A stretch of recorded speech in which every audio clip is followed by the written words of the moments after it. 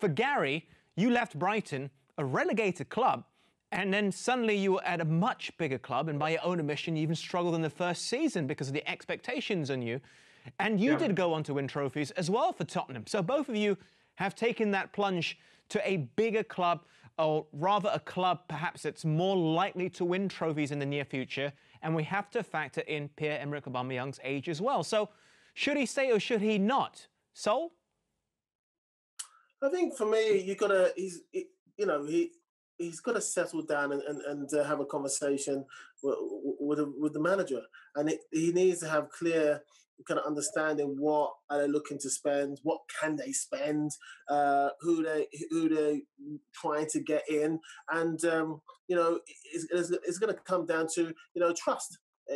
Can he trust the club to say, right, we are looking for X, Y, Z. We're going to bring 2-3 players in, once the restart, and I think they could push us on to kind of really challenge for the top 4, or even never know, really have a good go of the Premiership. So for me, he needs to sit down with his people and have a serious conversation where the club is going in the next 2-3 years, because he hasn't got 5 years, 6 years to kind of say, let's see how it goes. He needs almost instant success now. So that's difficult, and that's we don't know. We don't know what kind of conversations are going on with him and the manager and the hierarchy. But I feel that is where he needs to have a conversation. What are you guys looking to do in the next, say, 2-3 years? Because that's really, I haven't got anything after that. I've got this, window, and I want to really utilize it and maximize that window, that 2-3 year window in my career, whilst I'm kind of in my a fantastic vein of form. I don't want to waste it. Should he have the trust of Mikel Arteta? Should he trust him? Do you feel that's the right decision? Do you think that he can get trophies in the next 2-3 years if he were to stay at Arsenal? Well, who knows? Yes, it's sometimes you need to spend a lot of money, but sometimes you can get lucky and have a really lucky, fantastic year. You've got, say, Leicester; they just kept on going. It does happen.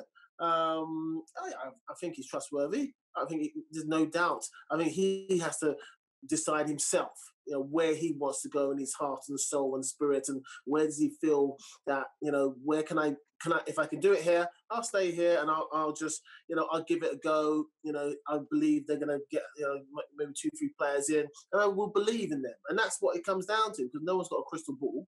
No one's, it doesn't matter. You can spend 100, 150, 200 million pounds. It doesn't bring you any trophies.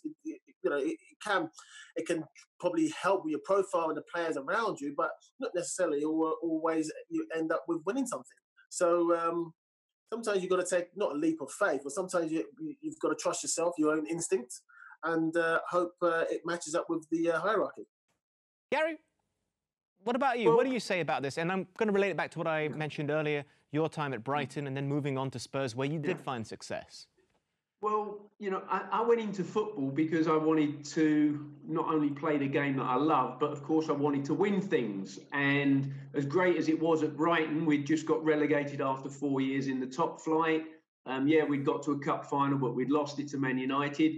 Going to Spurs gave me a chance of winning things. At the end of my first season, we won the UEFA Cup. Great, good news.